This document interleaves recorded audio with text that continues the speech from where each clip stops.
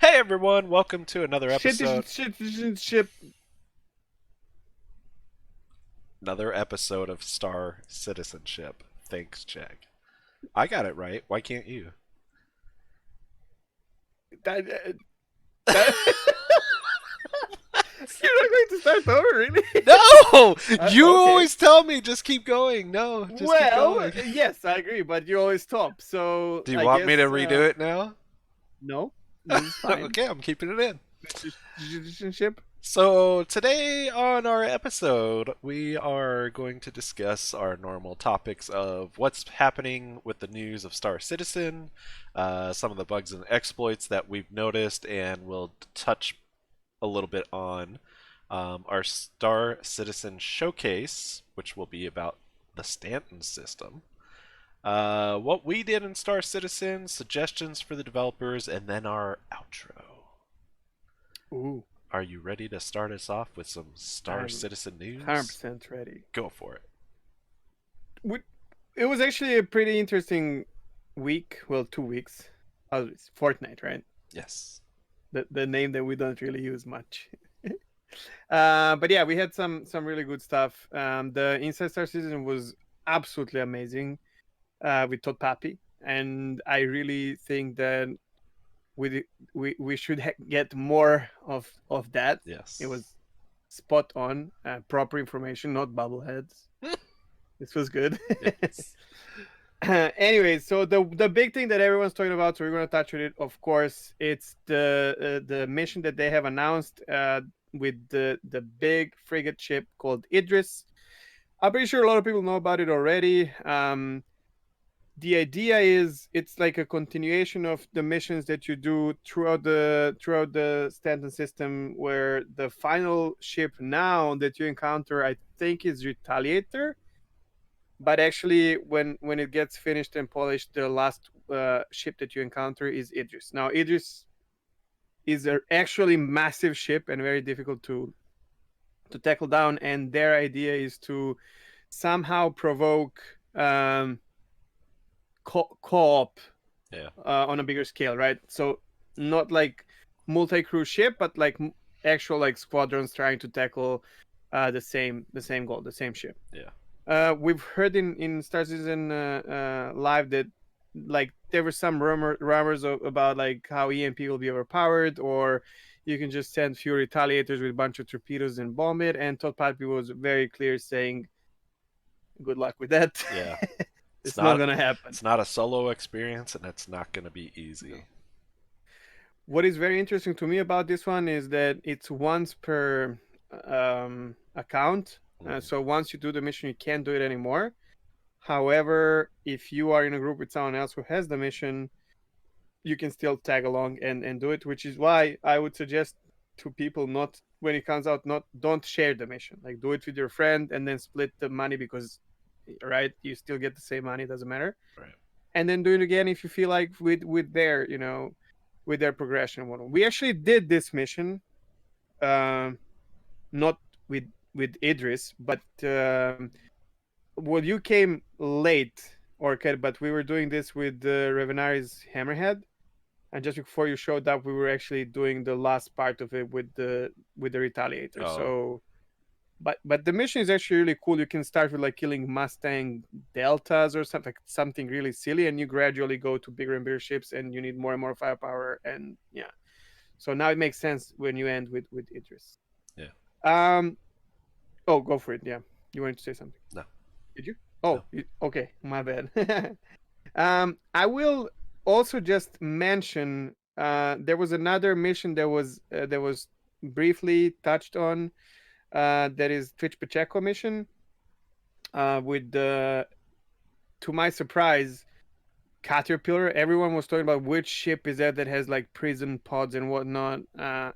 And this mission sounds so freaking good. And I also have, well, let's briefly just touch on it. So basically, there's a Caterpillar taking prisoners to Clasher, and your mission is to intercept the Caterpillar, kill all the, or whatever, deal with the ships that are protecting it, and then EVA inside the Caterpillar, because one of the wings will be open, and find the exact prisoner, like read, get the data, and then execute this one person who is actually a snitch, who is the reason why the others are being shipped to the Clasher prison. It looks great Yeah, from what we've seen. yeah. The video they did on it just looked amazing because it looks like the kind of content I've been waiting and wanting to do, where It's it's like gonna be very. 890, What's but that? like more Yeah, interactive. It's like the yeah, 890 mission, but more like interactive. yeah, yeah. It'll be pretty cool once when that comes in. We can do that because that one looks very interesting. Absolutely. I think the AI, unfortunately, especially FPS AI, is not on the level where this mission will be as satisfying. But we are playing Star Citizen. It is in alpha, and I think we are capable already. And most of the people who are playing and obviously listening to this, because why else? Hmm. We are capable of using our imagination and figuring out like what is the bigger picture and how well made these missions are once everything is in its place, right? And I am, so that we were talking about this before. There we were also mentioning the co-op execution mission where you have to kill the same target, sorry, two targets at the same time, roughly. Remember? I Yep. kind of have a feeling that this will be connected to this mission, but this is just out of like my head. It's like it's not confirmed or anything. I don't know where this comes from. It's been mentioned many many times, and I really like this. That's a proper co-op experience. Two players that you can, and that's what we do. Right. This is kind of important to us. Yeah. Any kind of new content that helps people work together. I like the way that they're going with these Yes, things and getting that. force it. Yeah, exactly. Actually, it's not even forcing it, but it's like giving you the proper opportunity to play together, Yeah. and I think that's great. You don't have to do any of these, but why wouldn't you? It's like it looks and sounds really really good. Right. Okay, so the next thing I'm gonna say is from like the roadmap. What really picked up my attention is all three moons from all three microtech moons are actually 100% done. We've seen some of them. They really look amazing, and I can't wait to fly around. It's part of exploration that we have. It's like basic, just go and see things and get, you Hmm. know, mind blown. I am skeptic about this happening exactly at launch of 3.9 fully, because I kind of have a feeling they might do the same thing as with New Babbage or Microtech, where they give us the moons, but there's like no content. However, all of this is scheduled for 3.9, and I think it's important for all of us to understand that 3.9 is 3.9 is everything between 3.9 and 3 and 4.0, right? So Kara came out in 3.8 2, but it's Right. still 3, right? So but that's okay. I mean, it's a 3 month span where we can have a little bit more patience, and it looks really promising. There's an ocean on one of the moons. Well, there's ocean on two of the moons. One is frozen, like on Microtech. The other one Hmm. is not, which is the first moon that we have with water. And I can't wait for water to be something else, but like Death Trap. Right. But it's really nice looking. Maybe we can fish on the moons of Microtech. Sidetrack, but I told you there's fishing now in Yeah. Sea Sea of of Thieves. Thieves. Yep. Imagine fishing in. Yeah, I mean, I'd be doing it. give us fishing in any game. Yeah. There, we're doing it. Okay, so while we are at Microtech, another big thing that is happening is they are done revisiting and reconstructing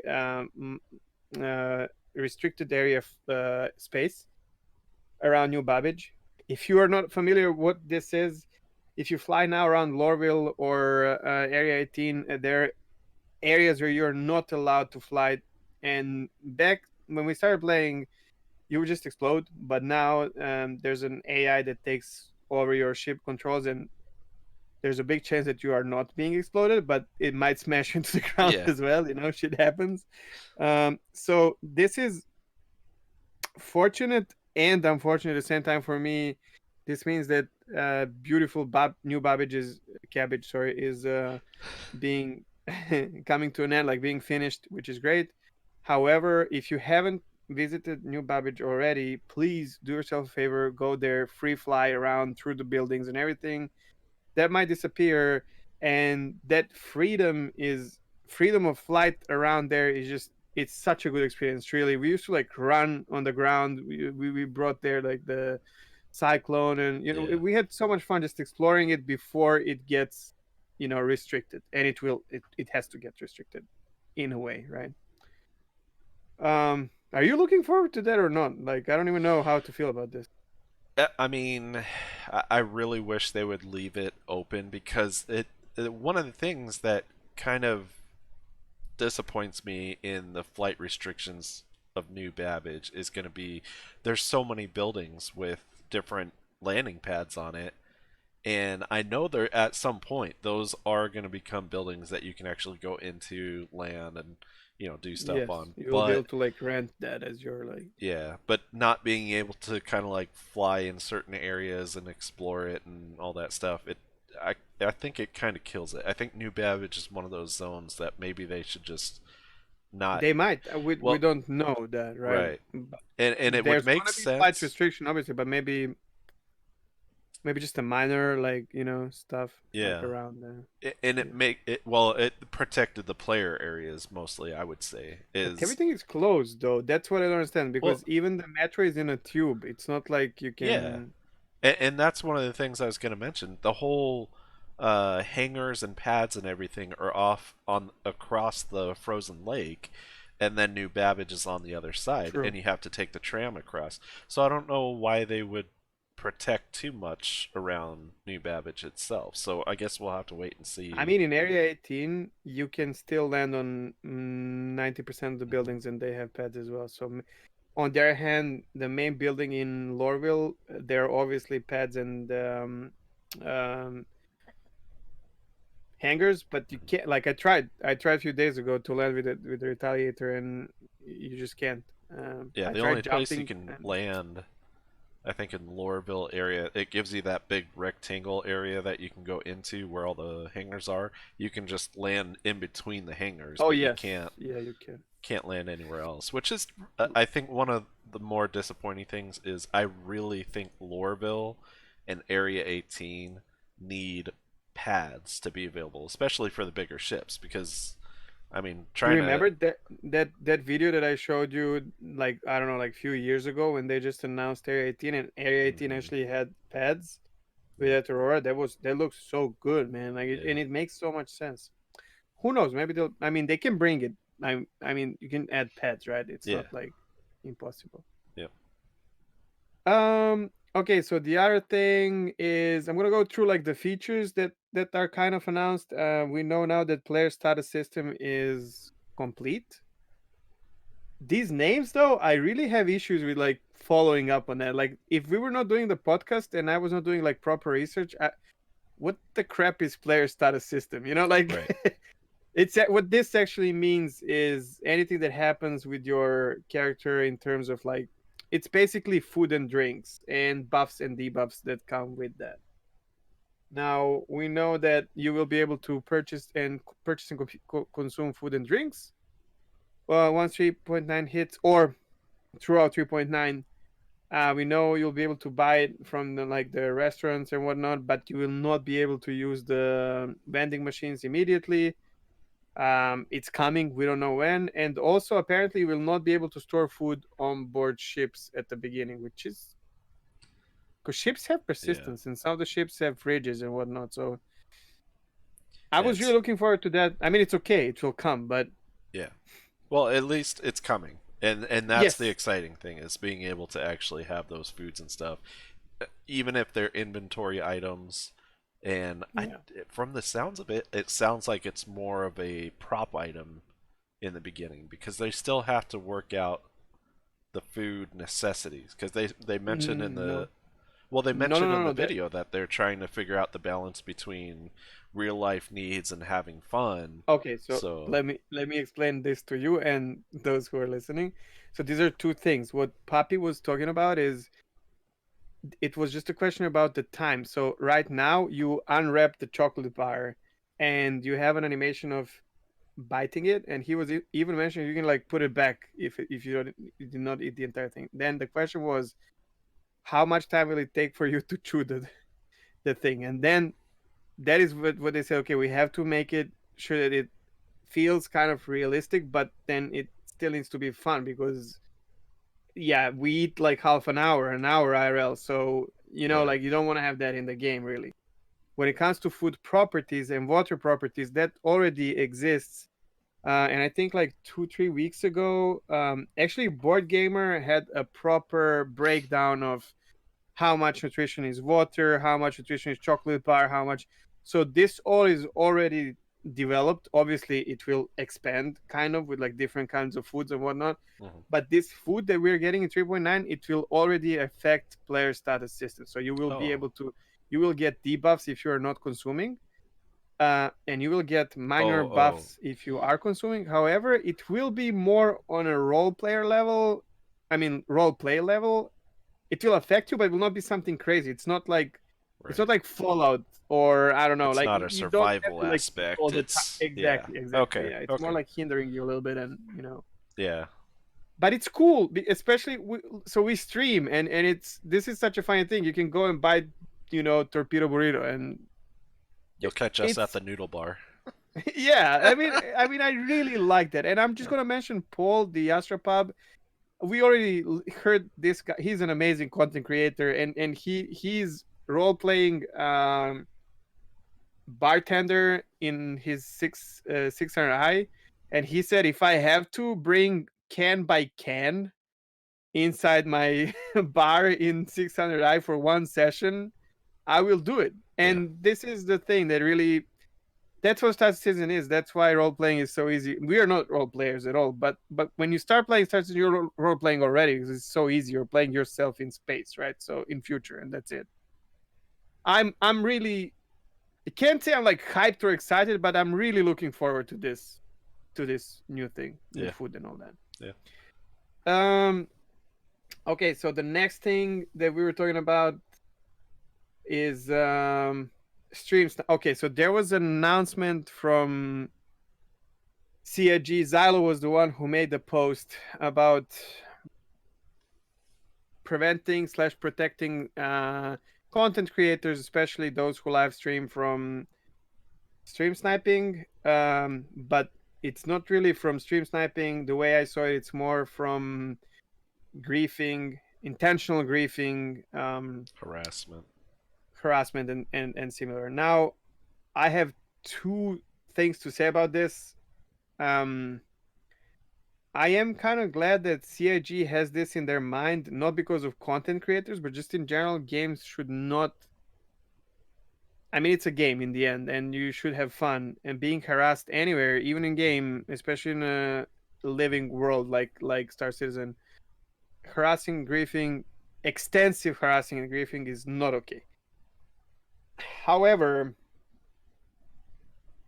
I am I am a strong believer of don't police shit in alpha. Yeah. People have to understand that they're playing an alpha game.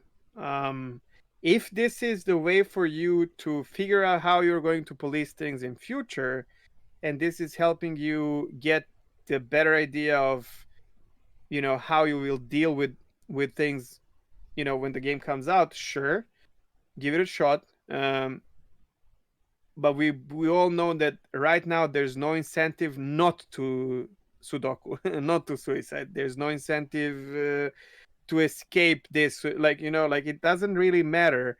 And slowly but surely we're getting Clash or Prison now, so the prison should give us a little bit of reason not to kill someone. Then when we get like physicalized cargo, um that will give us a reason not to blow someone's ship into pieces, but rather steal or freeze or ransom. When we start actually paying and waiting for insurance, it will incentivize us not to lose our own ship, which in return means it will incentivize us not to YOLO attack someone else because we might lose a ship even if we are an attacking side, right? Yeah. Also, weapons are ridiculous. There's no balance.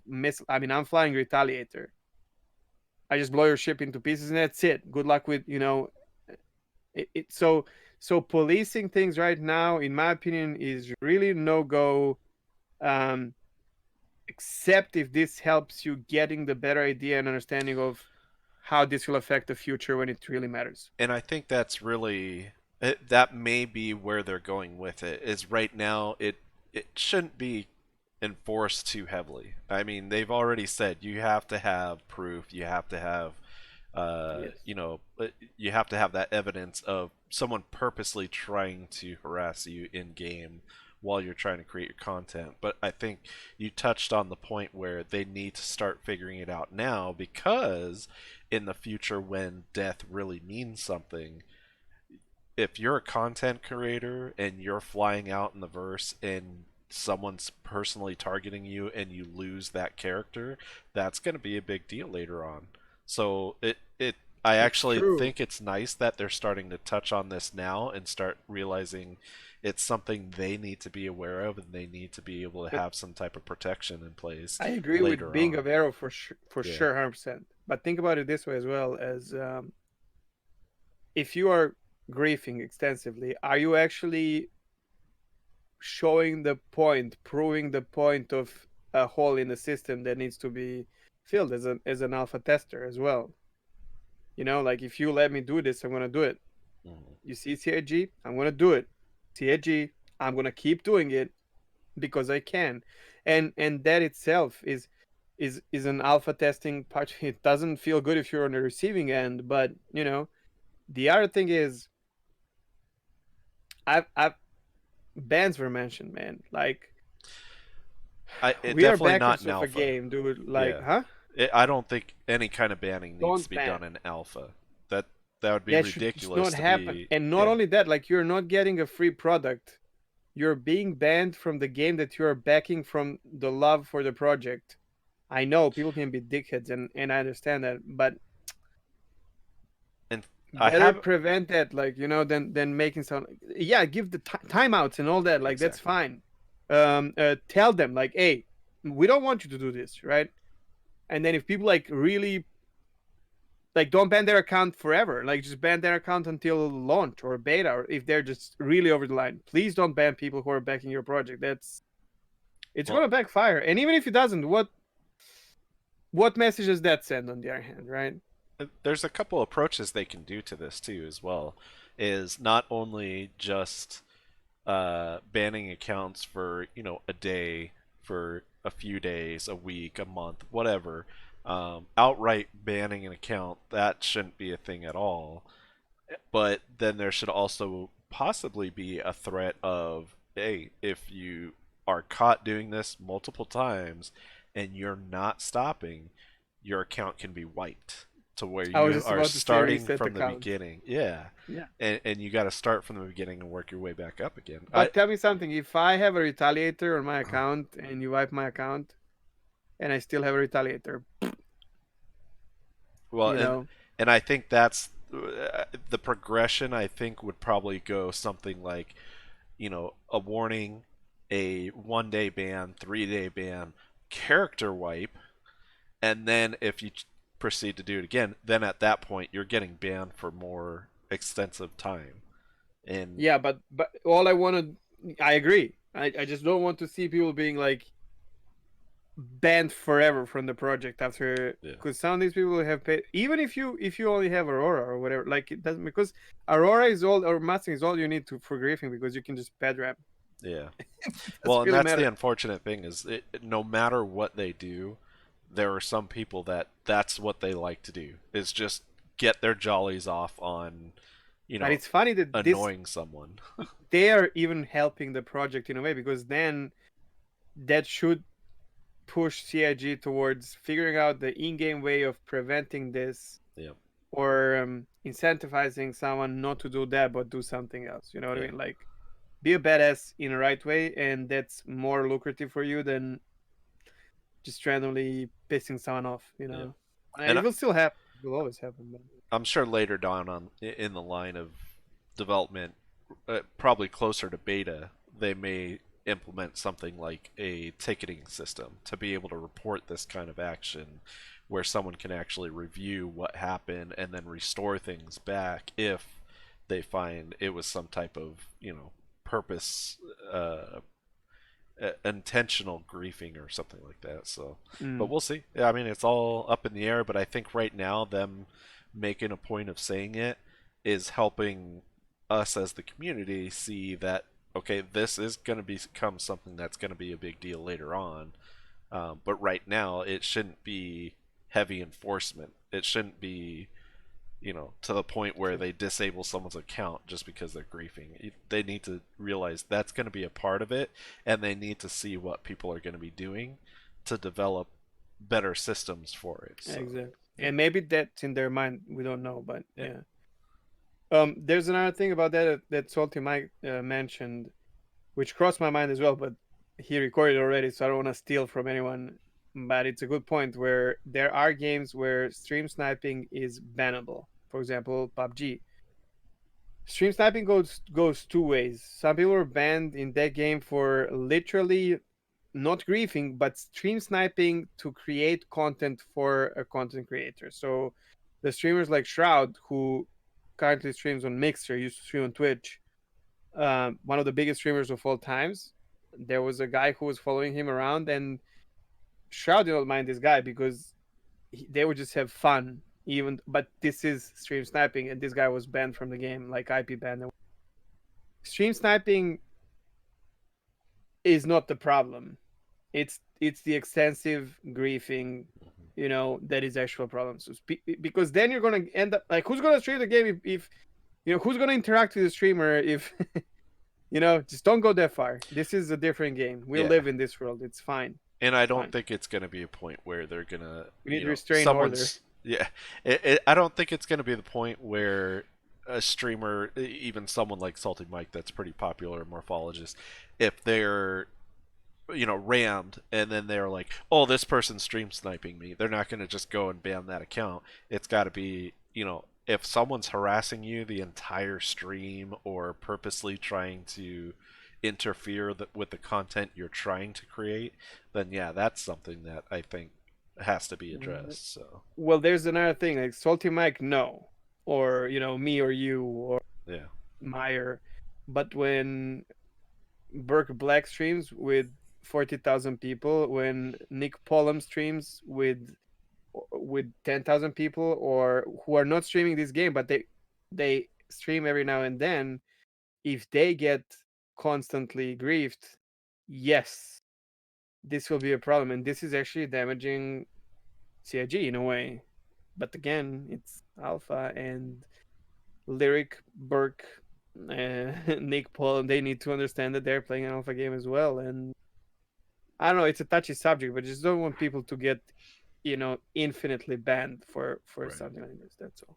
yep, Okay, so the last thing we want to touch on the news is another like new thing that they have announced, which is very, very exciting, and that's exploding or unstable cargo. So this is something that they want to have as more risk, more reward idea. Let's say you have a full cargo of explosive, liquid or gas, highly flammable in your freelancer, and you accidentally touch another ship or land too fast or something like that, and you go boom boom, and you've risked it, and it's your own responsibility, right? Or if someone fires a shot at you, your shields are not gonna hold, maybe, or I don't know. And I think this is a really great thing. I love the idea. We do cargo hauling quite a lot lately. Currently, we're flying two caterpillars, so cargo hauling is fun. And if you can make it more fun, thank you. I know we would risk, and I know other people would risk, and I'm sure that there will be people who will hunt down those who risk because of the pretty explosions. Because imagine how that yeah. thing can be blown away. Um, Before I ask you about your thoughts on this, I I have immediately connected this to the potential misuse of exploding cargo. Um, as in, imagine having three caterpillars full of explosive cargo ramming Idris, and would that damage be like splash damage? Would it? You know that what I mean? Like that well would be a that very interesting mechanic. yeah, that's interesting because I mean we saw the video before of the side by side caterpillars exploding, and it was a With just train waste. reaction. Yeah. Yes. So it was just So fuel, basically. if that's a thing, I think I would actually be okay with that because Yes, I would. yeah, I would. because I mean really that's realistic because if you're hauling titanium, you know, your worst case scenario is that titanium spreads everywhere into that Yes. SCU that you can pick up and recover. Whereas if you're hauling some kind of volatile I think gas or yeah, acetane is acetine. volatile, for example. Yeah. Yeah, exactly. If you're hauling something like that and you come in too hot to that station, I mean that You I would love to see need to be careful. Huh? I would love to see a point where, like at PO or something like that, a caterpillar just comes in too hot and actually explodes Blows other other ships. ships. Holy shit. Yeah. I mean, that would be fun to see, but it would suck to be part of the receiving end of that. Yes. But But and like you said, I really think with the evolution of cargo, that needs to be a thing where if you're hauling this explosive materials, those you're should not be allowed to higher PO well, those should be higher paid jobs because you're taking a risk for sure. losing the entire thing if someone hits you or if you get shot at and they happen to pierce through the shields into the cargo and then blow you up. So But it's I going to be think you should interesting. also not be allowed to bring this cargo to some stations because it's like a civilian Mhm. station or whatever. Where, hey, but what do you think about like the Idris freaking mission where you need like bunch of ships to do anything, and then here's the problem with it. Right now, you just kamikaze, your caterpillar and whatever. You just respawn, get an R1. But later on, you will have like you will have actual problems if you die, or it's gonna affect your gameplay and everything. Mhm. But maybe like full speed ahead, you know, what's the name? The eject, Yeah, yeah, self-destruct eject. Your friend picks you up and you destroy the Idris or something. I mean, to be honest, this is for me. This is just another gameplay loop that can be explored, and yeah, it's the first thing that crossed my mind. I was like, yeah. explosion. It'll be interesting, and I really do think that would add to um, the damage that would be done with that kind of cargo. So yeah, I would be interested to see if that's going to be factors in these cargo hauls and if you can exploit we it we that have way. this. Unfortunately, we have this in real life right now Yeah. in 21st century. Mhm. We had it since whatever we had, like vehicles or horses with carriages and something explosive. So you know it's been happening. Yeah, it's sad that people use it as like kamikaze, or Mhm. yeah, I don't even want to go with all the names because we're on YouTube, right? But why would it not be a thing in 1,000 years from now? So Yeah. in Yep. space. All right, Exactly. I'm done. You can go with the bugs. All right, let's go into bugs and exploits. Me and Chegg were touching on this right before the stream started. I was mentioning that it seemed like 30Ks were not happening as frequently, meaning we were getting longer stretches of game time, hours of game time, like 4 to 8 hours sometimes, without any Yeah. 30K. But now it seems like as the patch has been in place, we're starting to see more of those 30Ks happening more frequently. I had one where I had a full cargo shipment. I'd only done one run previous to that, and then I got 30K off the server. Chegg had an instance where he hit three 30Ks in the span of how long were you playing? 20 minutes or something? Yeah, very, very short. Yeah, and it's just it seems like it's very random, but I think I don't know if devs have touched on this before, but like Chegg was mentioning, maybe there's some type of caching issue that is causing these 30Ks where when we get fresh patch and the server's restarted with it, it seems like it's more stable, but as time goes on, it seems like those 30Ks are hitting more frequently. Uh, Actually, a lot of games have this weekly maintenance, mhm. like EVE Online, for example. And right just now, when you're talking about, that's probably why, because you need to like Yeah, clean stuff. yeah, and that may be what it is, and maybe later on Maybe they need something they'll like that. figure that out. Yeah, so Mhm. we'll see. So the other error It's that okay though. It's not like brutal, but it's happening more and more often, right? yeah, yeah. I mean, this patch seems more stable than previous patches, but they're still out there. So, the one you ran into a few times now, the 10,008 disconnect from server, uh, that's happened to me not as frequently recently, but it did happen when I first started on this patch. So when you were Aha, but this mentioning patch, it, right? yeah, when you were mentioning it, I do remember that I've had a few instances where I've gotten the 10,000 error, not idle time, but being kicked off the server for whatever Yeah. reason. I've been fortunate enough that each time I hit the bracket to rejoin, I've been able to get back on and recover where I was at, but that's not I always the didn't. case. Yeah. Yeah. So, Sometimes I could, sometimes I just couldn't. That's it. yeah. I'd be interested to learn more information on that. Anyone that's listening, if you've heard about the 10,000 errors, what's causing those or how to help with those, anything at all, let us know. Um, I think with me getting more into the trading now, one of the bugs that has really been bothering me lately is the trains in Lorville. I know it's been a problem forever, but it's really ridiculous when you get to the point where you have to. I got to the point in Lorville where all the trains were bugged any way to get to CBD, and I couldn't get there because of all the trains that were sitting still, preventing you from getting on. So I ended up having to exit out, change my region to EU, and then log into a server just to be able to complete a sale.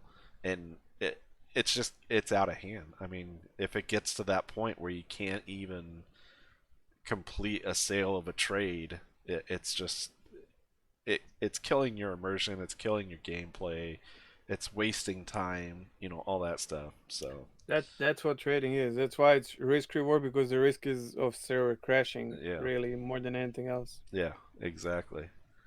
Um, you came across this one where the escort beacons awarded after you put it out multiple times. We know that if Yeah, you you put want to out a explain how it beacon, works actually, because not it, this is funny. So people are not using this. I had to explain. So usually when you trade money from one player to the other, people will use the what were we using before? the The escort. not the escort, the other one, the transport, Oh yeah, Uber. transport. Yep, yep. So can you just explain how the escort works? Yeah, so we've been using this more frequently where if you set up an escort beacon, um, the person that receives it has to be within so many meters. I don't know if it's like 500 meters or 1,000, something like that. And then it takes 1 minute to complete the first transaction. So if you set up an escort for 50 alpha UEC per minute, then every minute that ticks, they'll get 50 more credits for doing the escort.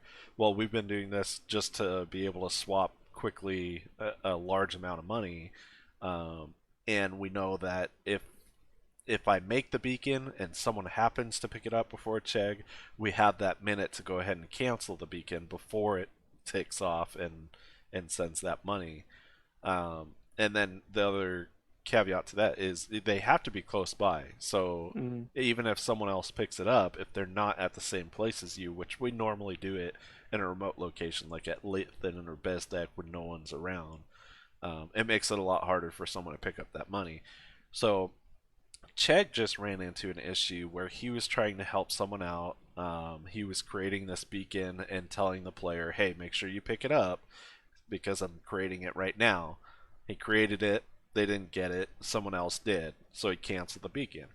He does the same thing again, lets them know, hey, I'm creating the beacon. He sets it up, they didn't get it, the same exact person got Same it person. again. Yeah.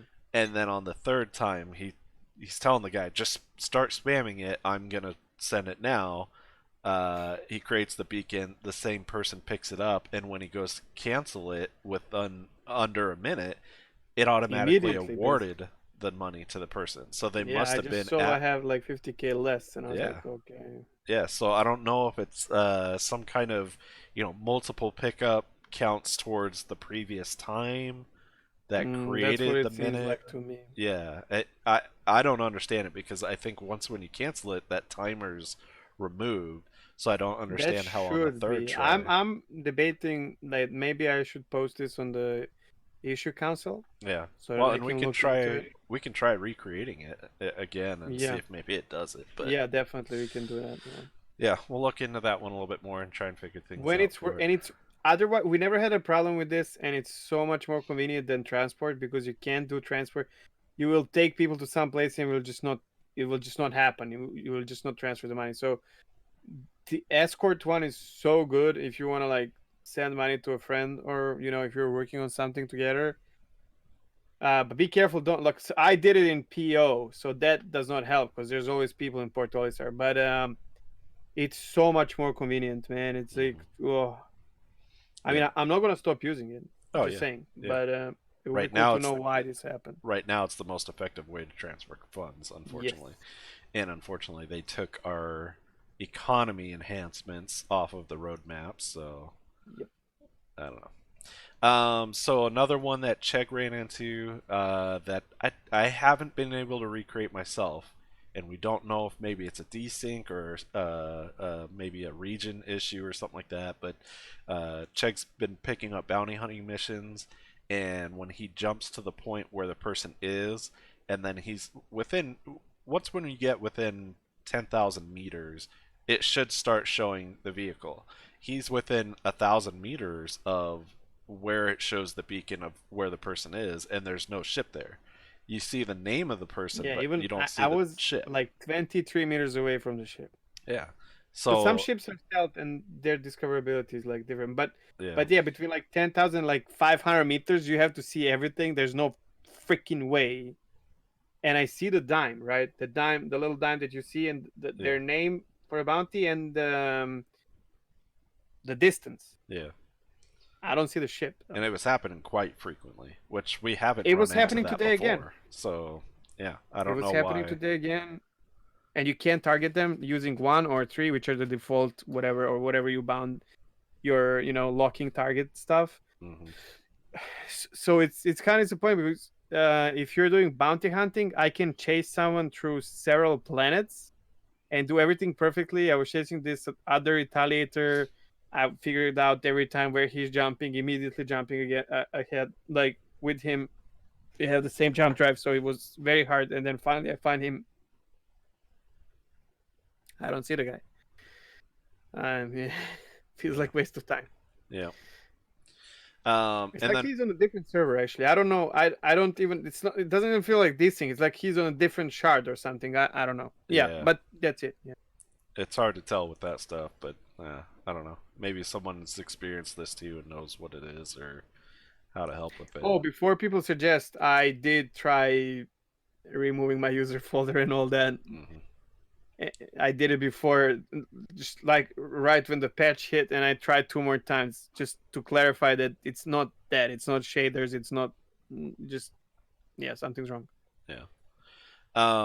One thing is I'll touch more on this in a little bit, but I just got myself the HOTUS, the Thrustmaster 16,000M, and I've noticed A I've real noticed pilot that now, yeah, yeah, it enhances your gameplay. I have HOTUS as well. Hands on keyboard and mouse, yeah. Mouse. Yeah. Hocus? No, I don't know. Hokum? Hokum.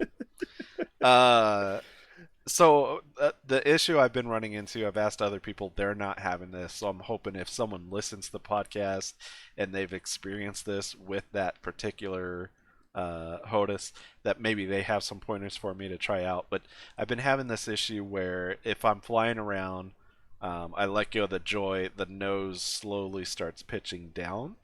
Um, and the only way to make it not move around at all is to just kind of hit the joystick back and forth, up and down a few times, and then once when I let go of it, it levels out. But I've tried to look for some kind of calibration that maybe it just is not calibrated right, or something like that. I don't think it's the joystick too much, just It's because brand new. it's brand new and it works most of the time. It's Mm, just every once in a while it feels like it's just like I'll start, or I'll come to a complete stop, and then it'll just start pitching down just ever so slightly. So I don't know. I'm hoping someone has seen that or knows about it and can maybe point me in the right direction on how to fix it. If so, either send me an email at starcitizenship@gmail.com, or reach out to me in the Discord, comment on the YouTube video, whatever. Let anything, me yeah.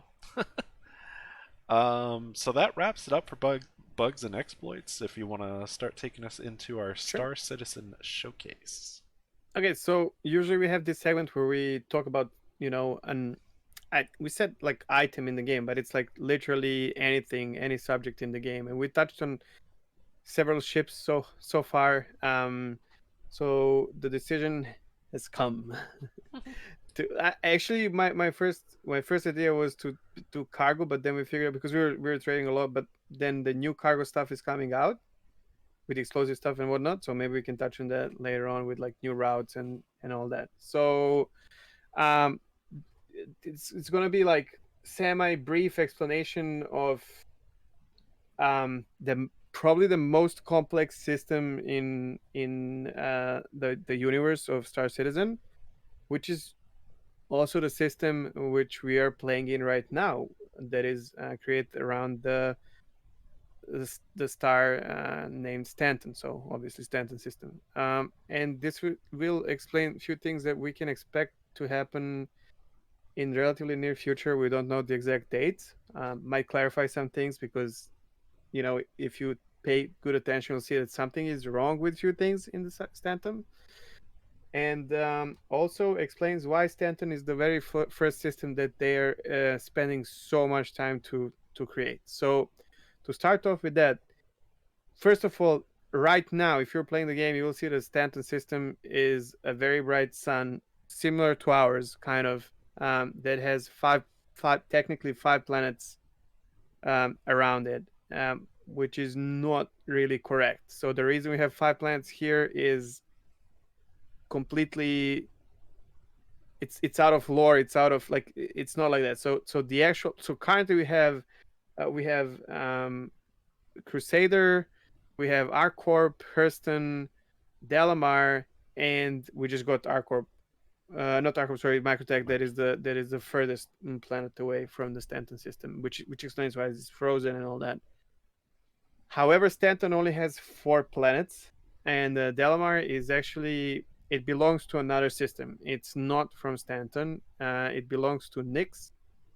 Um, and the only reason we have it here now is because of Levski, and because it was created already. So it was more kind of a playground, because we have this entire, place where we can do, like, we have a complete base of operations, and we have, you can do missions, and yeah, it has its own belt and whatnot. So, and it looks good. Like, I think you are more of a fan of Delamar than me, but if you go there, like, at certain times with beautiful lightning that Stanton provides, it looks freaking amazing. Now I think Delamar will be much darker place when it goes back to its own, system. Yeah, Now, if you think about, like, in general, Stanton system is very complex, because this is a private run system. I'm sure most of you have heard this before.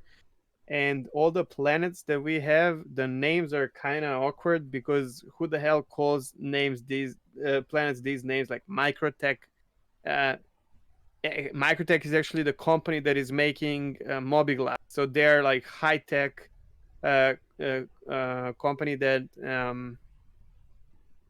basically each one of the planets is carrying the name of the company that is owner of the planet. So Hurston Hmm. Dynamics, who are more of like a like not, I would say nuclear, but it's not even nuclear. It's like, you know, the they're creating weapons that are weapons of mass destruction, let's say. Then you have RCorp that is more of if you saw that, like RCorp is completely covered in like cityscape. There's no green, there's nothing. It's only buildings around the entire planet.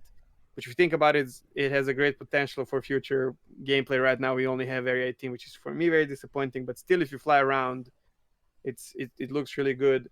So RCorp and Microtech are kind of on the same level. They are right there. They're developing certain software and hardware that is widely used across the system.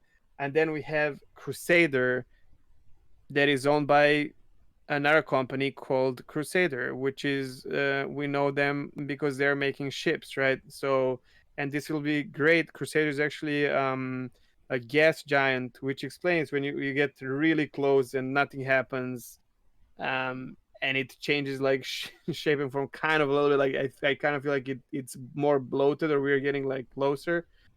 The funny thing is, Crusader is the most popular planet in the system, and you can't even land there. Basically, Port Olisar plays the role of a planet, even though it's just an orbital station. Crusader Industries, I am really excited about it a lot because the Orison is the main landing area where the Crusader ships are being made, and that's why we're getting Mercury at the same time. And I expect even more ships that will be just flight ready without any announcements or something like Cargo Mall or Cutlass Red. And this is a cyberpunk-ish environment. This is a floating city installed into a gas giant. I have no clue how are they going to implement this, but now with Planetech V4 and all the environment that we can already see going crazy on the planets, can you just imagine this purple gas giant and like flying into Horizon and seeing like all this like mechanical stuff that I just can't wait. Like that Yeah. that will be really cool. Now, if you follow all this that I just talked about, I think I touched on everything, and every planet has its moons and all that. This system is very well developed, and each planet has a major landing zone and has a completely different biome, completely different flora, fauna. So it was one of the most complex and probably the most complex system to actually develop in terms of like gameplay and visually and all that, which gives them a solid head start for future systems that are much simpler. For example, if you think about Pyro, that is the next system that comes, there's more planets, but they don't have there's not even a single major landing zone like Area 18 or Lorville or something like that. It's not. It's a Wild West system where it's like bunch of it's just a pirate system. Funny, I mean, it's not pirate because pyro is really, it's like everything is kind of It's a, burning and whatnot. a lawless It's hellish, system. very. Yeah. Yeah. But it's not that hard to develop in terms of the requirements are not as crazy as Stanton. And now this has good and bad side, because I also think Stanton is one of the most exciting systems to explore and experience. And I think a lot of people will get very disappointed when they get Pyro, Nyx. There are some systems like Sol when we get it, which is our system, where we have all the planets that we have currently, including Earth. Yeah, that definitely, like if you see Terra as well, like Terra system is amazing. That there's another planet similar to Earth, right? I think it's Terra 4 or Terra 5. Don't yeah, quote me on that.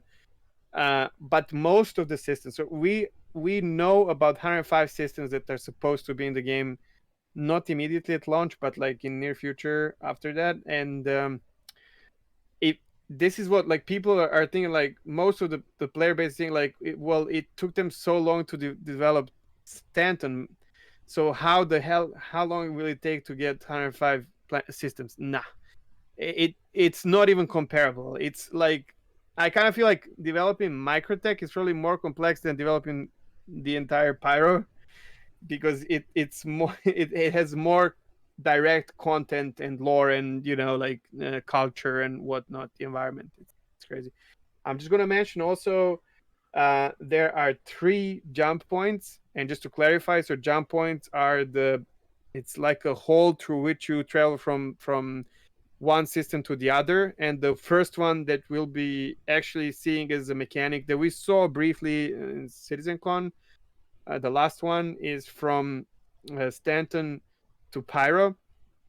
So it's like it's not really a wormhole, but it's like a tunnel, right? And you will be able to like fly through from one system to the other with a brand new mechanic, which will use different kind of jump drives that now it doesn't matter, but that's what everyone mentions. Like, why is Freelancer such a good ship? Because it's the medium-sized ship with a small, they can fit into a small jump hole, for example. So yeah, right now we don't have use for this, and you might be confused with like why is it so good, but actually Freelancer is such a great exploration ship because you can jump through anything. If Aurora can jump through it, Freelancer can jump through it, and guess what?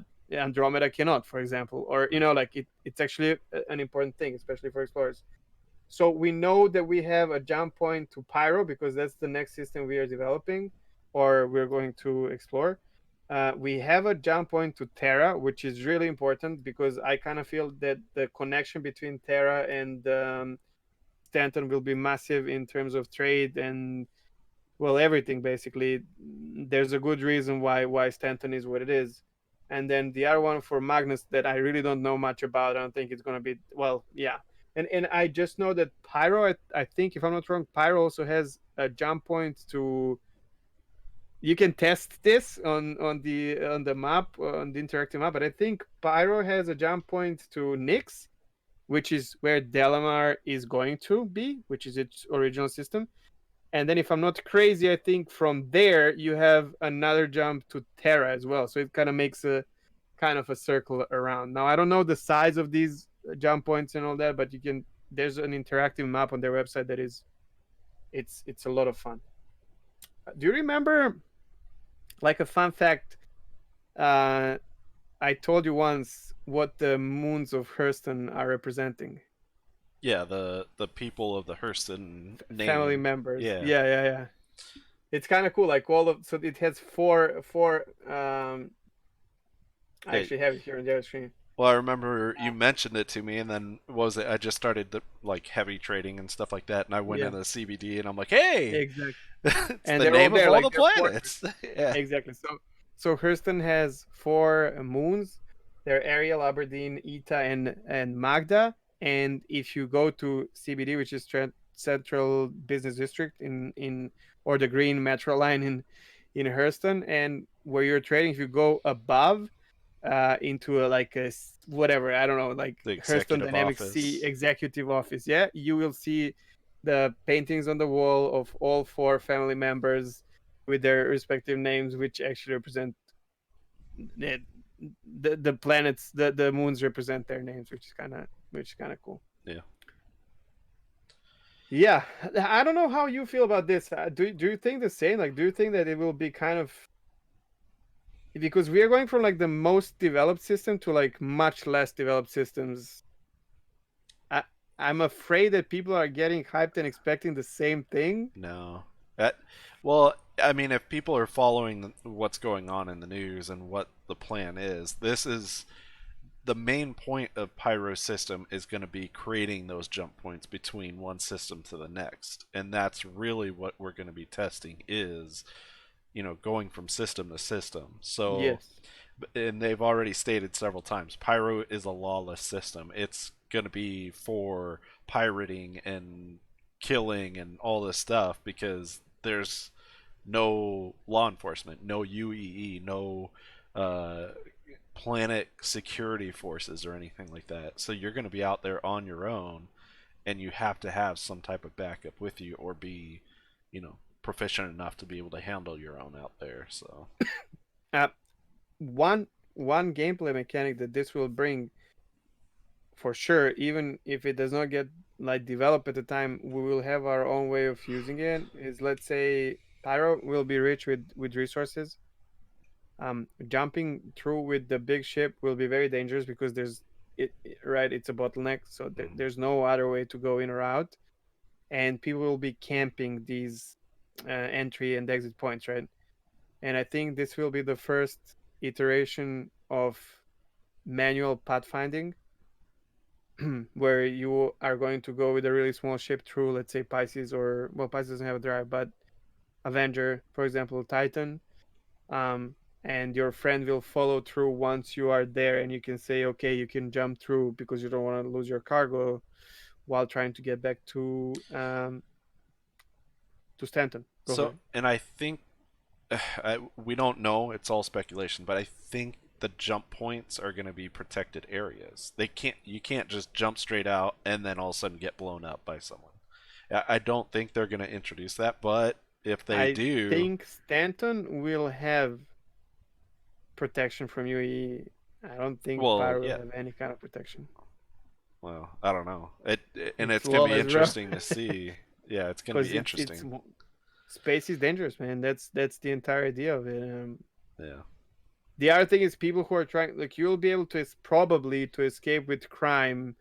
So you commit a crime or piracy act in Stanton, and you might be able to run out to Pyro. But also, if I'm a bounty hunter, I know where you're going. So the moment I see you moving around, I can camp the exit, wait for you to plug into, like, Yeah. this will bring a lot of very, very interesting gameplay for 100%. And I 100%. think I think Pyro for me, just in my mind, is going to be similar to what you see in Grim Hex. There's going to be some type of areas to go to sell things and buy Oh, things and stuff like mm, that, but it's not going to mm-mm. be. You don't think I there's don't going think to be so. anything like that at all? There will be places to get stuff, for example, mining or something like that, but I don't think you'll have a proper hub. Well, I think there Because has to why? be though, because Why? how else are you going to refuel or uh, You gotta be ready. Also, you might have someone there who will sell fuel from their own ship. Not There's 105 systems. Um, they're not all inhabited. They're not all explored. They don't have, but through the lore, they don't have. Some of them are just lifeless. Like, yeah, planets are there. There's a bunch of like there's resources flying around planet Earth right now that we're trying to figure out how to utilize. We can't fly to Mars. We can't, we can get to the moon, but what's the point? But then there are like asteroids that are rich with materials, but there's no law. There's nothing there, right? So think of it kind of that way, because the idea is kind of our universe, right? So I don't think Pyro has any, like, if Nyx does have, for example. They are semi lawless system, I think, but they have something. They have some Mhm. infrastructure. Not every system has infrastructure. Yeah, and the thing to keep in mind too is Hurston or Stanton is a corporate system. Yes. All those moons and all those planets are owned by a corporation, so that's why we see a lot of that security and stuff like that. But I think it's And going to also be trading. interesting. Yeah, because it will be interesting to see when we go from Stanton to Pyro, but then the next one, if we don't, do we even I don't know think what we the know next which one? one. No. So if it's going to be something like Nyx, and it's I think it makes a sense that it's mix, next, but yeah, it's a mix between that. You're going to have mm, civilization, you're going to have worlds that are inhabited, but it's not going to be as secure as Stanton.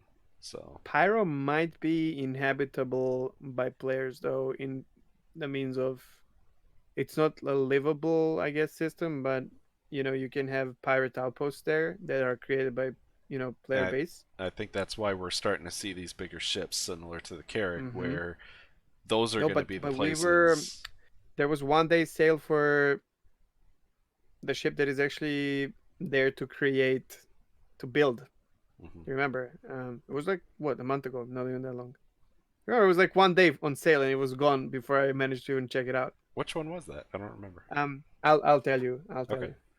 but But you can go on. Yeah. but I think that's interesting because now that we kind of talked through it, and I was mentioning there has to be some kind of pad system. I think maybe that's when we're going to start seeing refining come in, is maybe after Pyro is Hmm. introduced, because that will be a necessity. And then we have ships like the Carrack. The Carrack can hold a small ship in there, be able to land. I wonder if that's where we're going to be able to, maybe the Carrack can take on extra fuel and fuel up these smaller ships. So maybe that's what Okay, Pyro is well, going to end up being. we have refueling ships actually. We do, but What's they're the name? non-functioning right now. Well, they're not functioning, but they exist as an idea in the game where Yeah, the yeah. systems like this are actually where they can make money by bringing extensive amounts of fuel and also just flying through, like gathering and turning, hydrogen into fuel, or Well, and I. the ship is the Pioneer. They're Oh, the okay, same yeah, company that makes Mustangs. It's a consolidated Outland. So yeah, and I think that may be. I I want to speculate here, but I think yeah, this is all I speculation, honestly obviously. think that refueling is going to be the next gameplay mechanic we see, because we've had hints that there's Quantanium out there.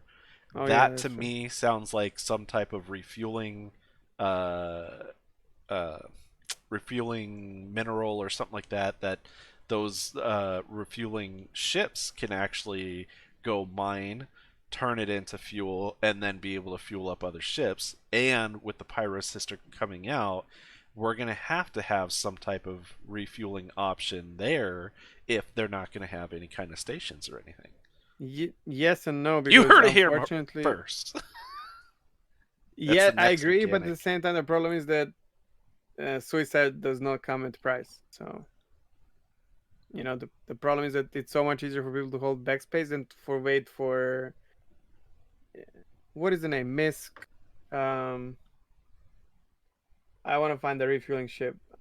I Gemini. just asked someone Oh, yesterday too. Starfarer. Starfarer. Yes, So instead of waiting for Starfarer to get to you and then pay them, and I mean but it's a beautiful game loop, but majority of people would just be like, okay, backspace, and I'll come back with more well, fuel or maybe whatever. in that. But if you're in a prospector mole, if you're hauling cargo with a caterpillar or something like that, it really seems like you would want to be able to refuel out there if you don't have enough. And people Mm. like myself that run several runs back to back and forget to refuel my caterpillar are gonna need that refueling ship out there. So I honestly think that's where we're going. I'm gonna I still put. can't believe you're not refueling your caterpillar every time you I stop. know. I just don't.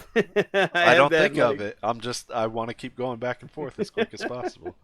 But I honestly think that's going to be the next mechanic that we see out there, is going to be refueling. So, I think that out of nowhere we'll finally get scrap. Is that how do you call it? What's the name? Is that yeah, the how do you call it? salvaging. The salvage, salvage. Yeah. Yeah. And I think that might be after refining. Let's see.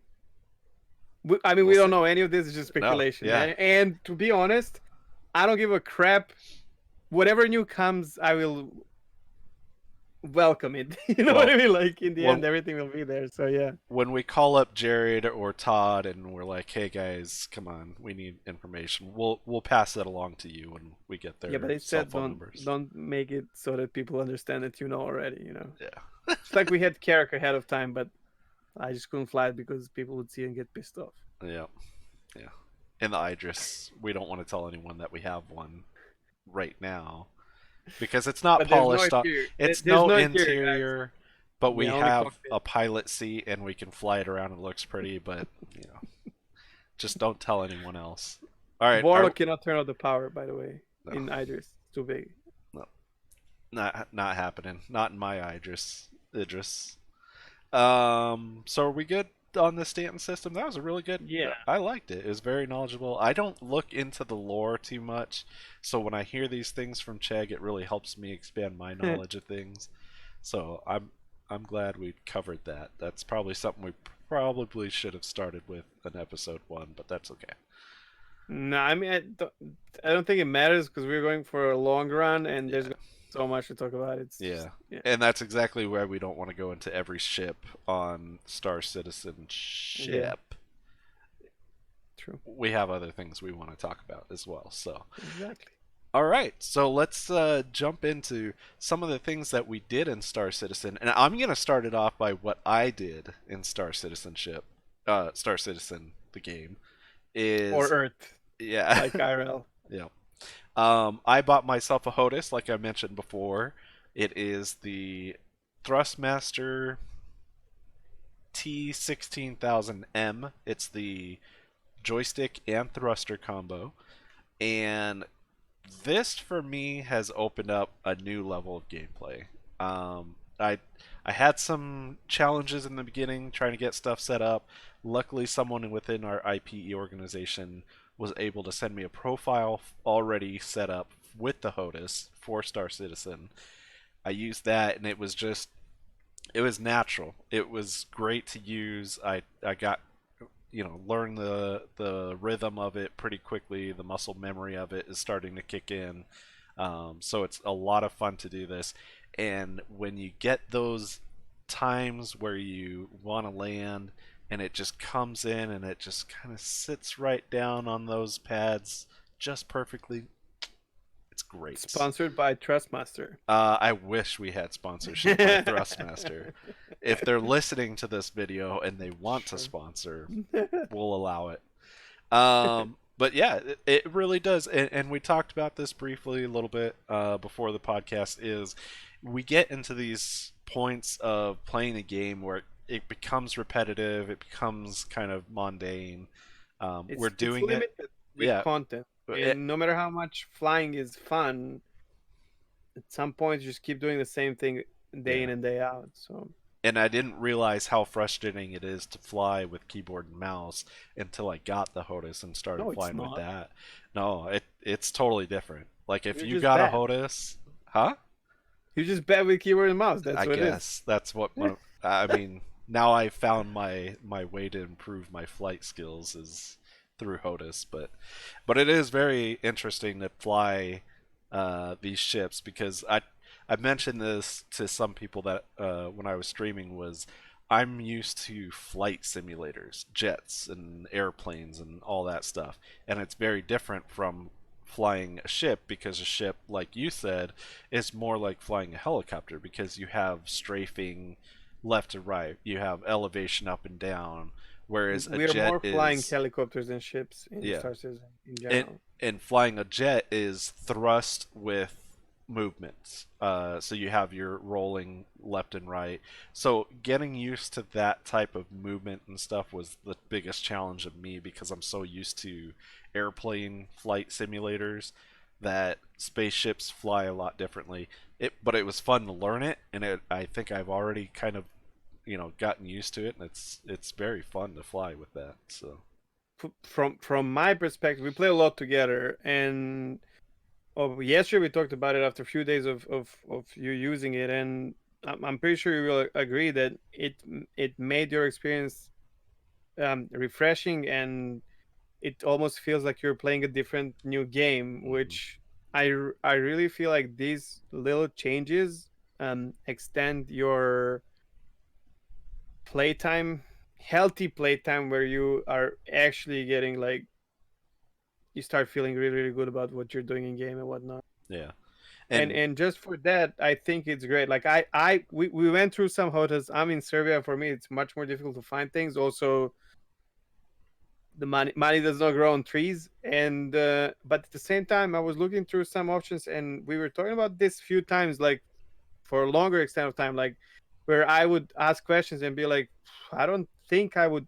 And it's so funny. I don't I would will I have I want to try kind of, but I don't see, like, you immediately wanted hotas, like you knew you want to do it. That's that. Like you were struggling with like how to,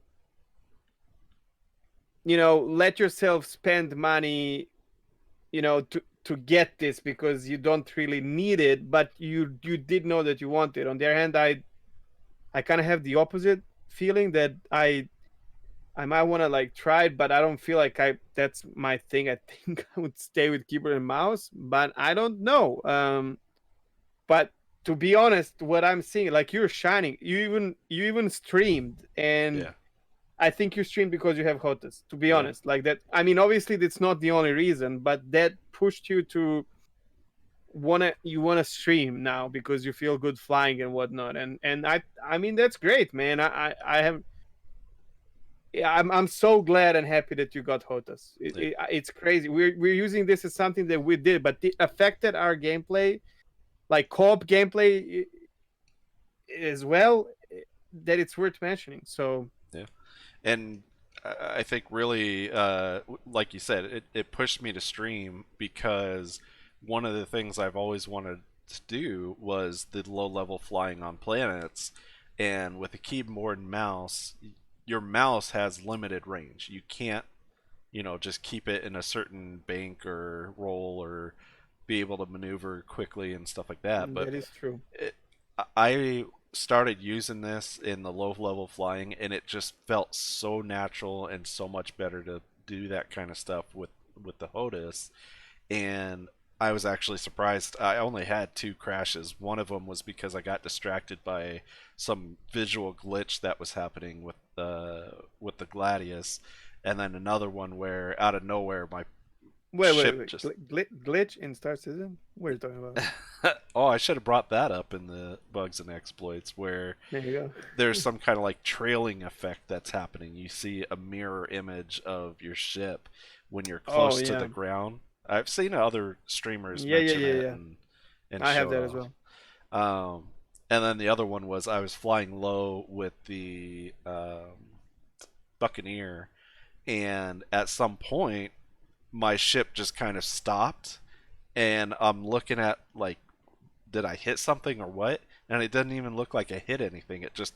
It had the reaction like I ran straight into something, maybe like an invisible rock or something like that, and then it just blew up. So, but yeah, it was enjoyable doing that kind of stuff, and I love even You the do flight. understand that in low atmosphere flying, your aerodynamics matter, and flying really out of everything, you came up with the idea to fly fucking Buccaneer. It's fun. That It's thing is, it's two engines and a bunch of guns. That's all it is. It was fun to fly around and is play it with better than the Gladius? weapons. No, no. I always I choose the think Gladius is Gladius. so good. Arrow Yeah. Gladius. I really want to What try about out the mining? Okay, Saber, this is something I wanted to ask you for a few days, and I talked to Rasky today, who, by the way, is the guy who gave Orchid whatever the the profile. config file for Hmm. whatever. Yeah. And I asked him. I told him I forgot about ask Orchid because you like mining in general, and the first thing I was like, oh, God, that leaning problem. Like, how are you going to mine with that issue? And then when we started talking about this, Rasky told me, well, I just mine with keyboard and mouse. Yeah. Um, so what about that?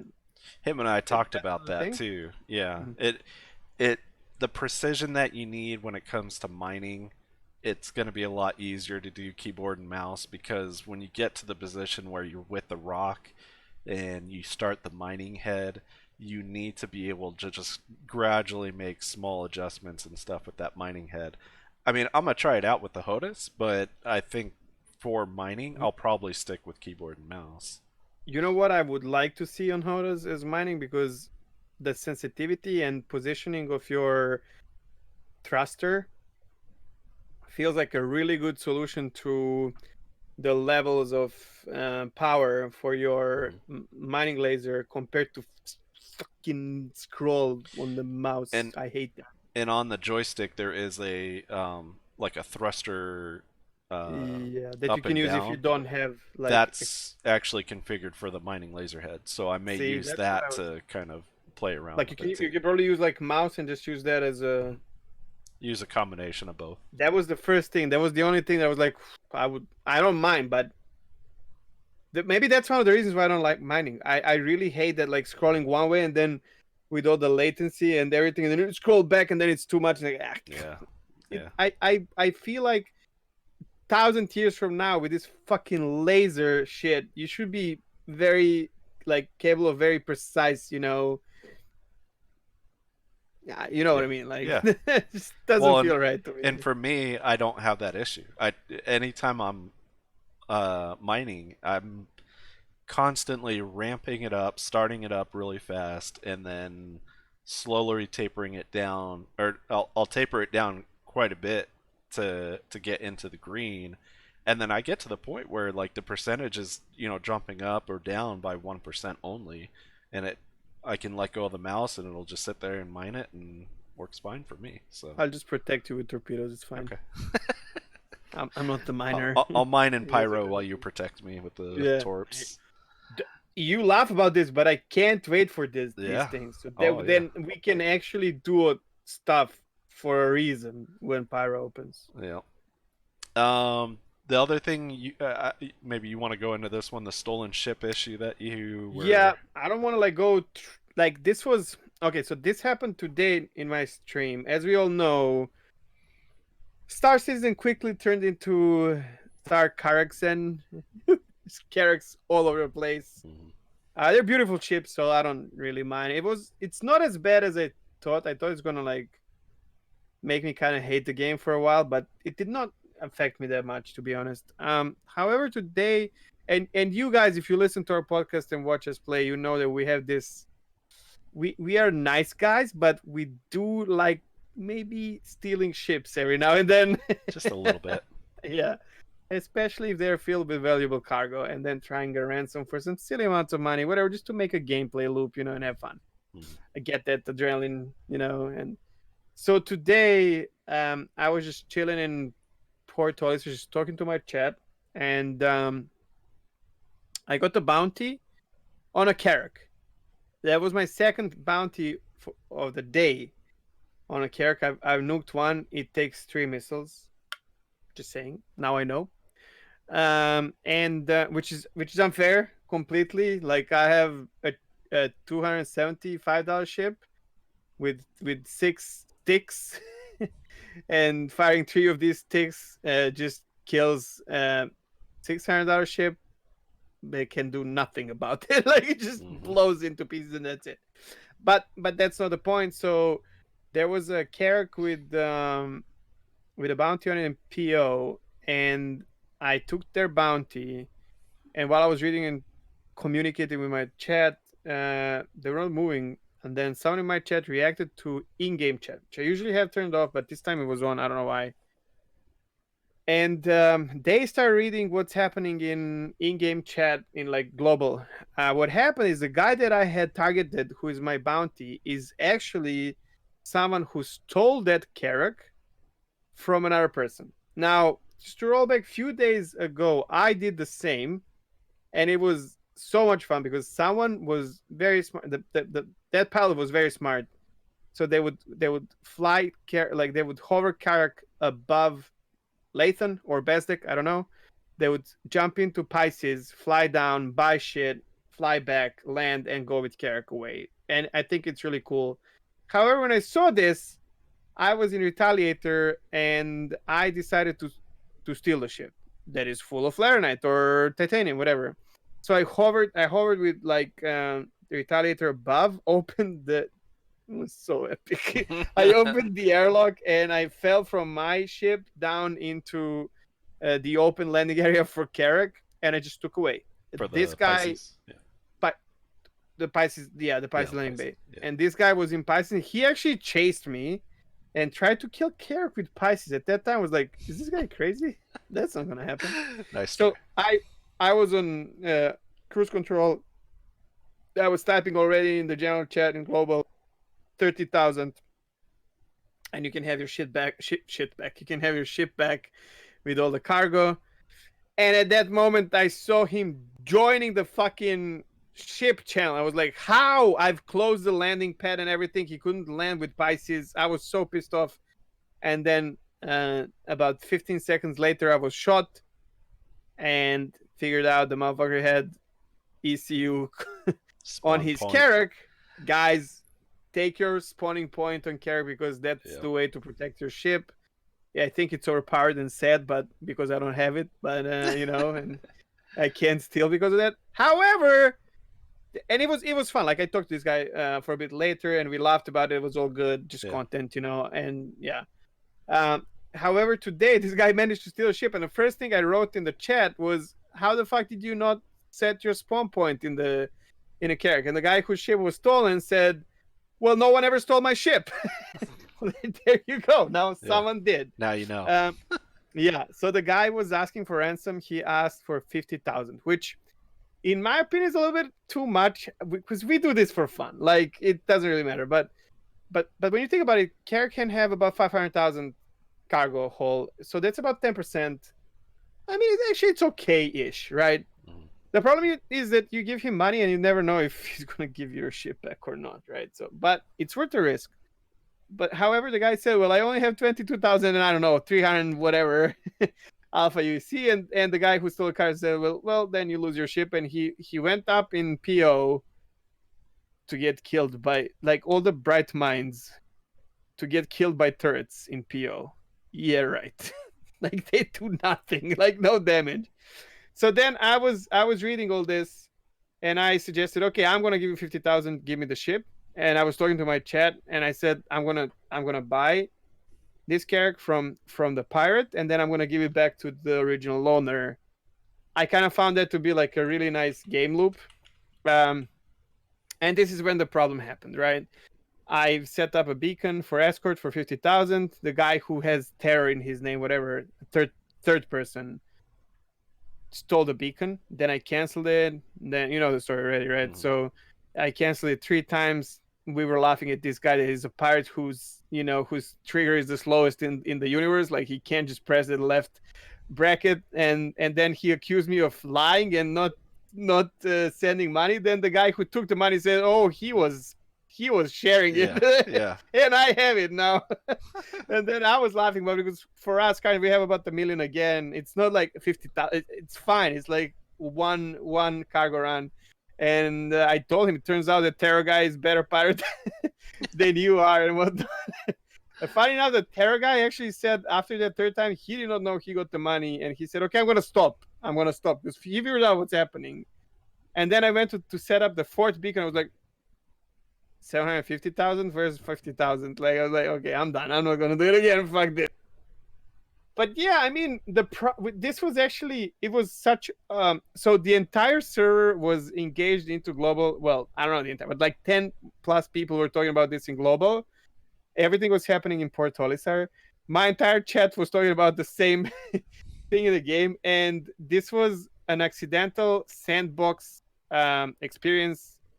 However, even that failed. It was like perfect, and it failed because of the lack of mechanics that we are missing in Star Citizen. If I could just give this guy 50,000, everything Mhm. would be resolved. But it just Yeah. feels bad, man. So now everything that we tried, this is like 3 out of 3 failures, even though we executed flawlessly whatever it was.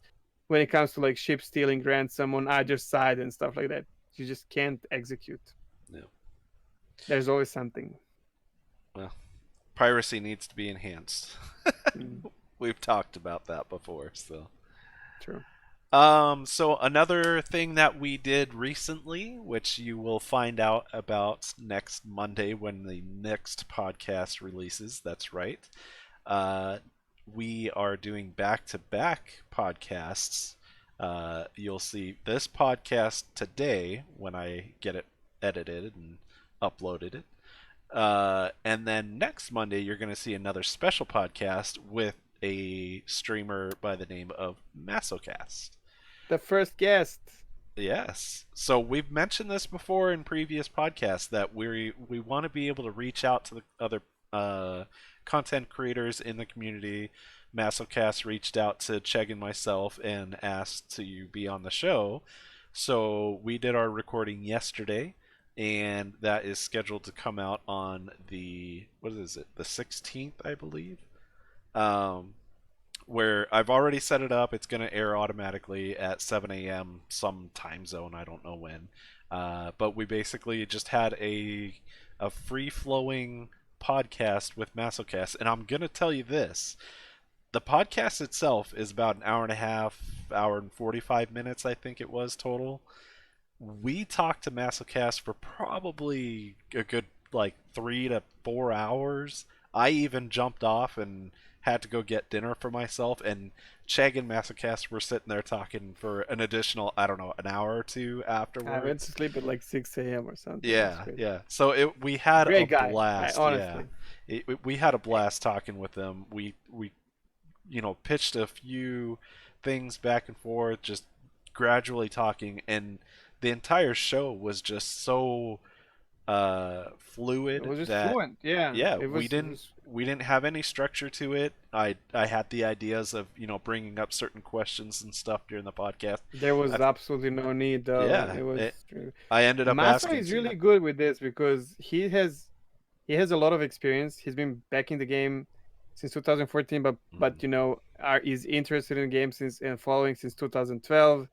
So he knows everything, but he has that little bit of he's brand new to content creation. He has been a guest to several podcasts already, but he's definitely not shy or anything like that. But he does not have that.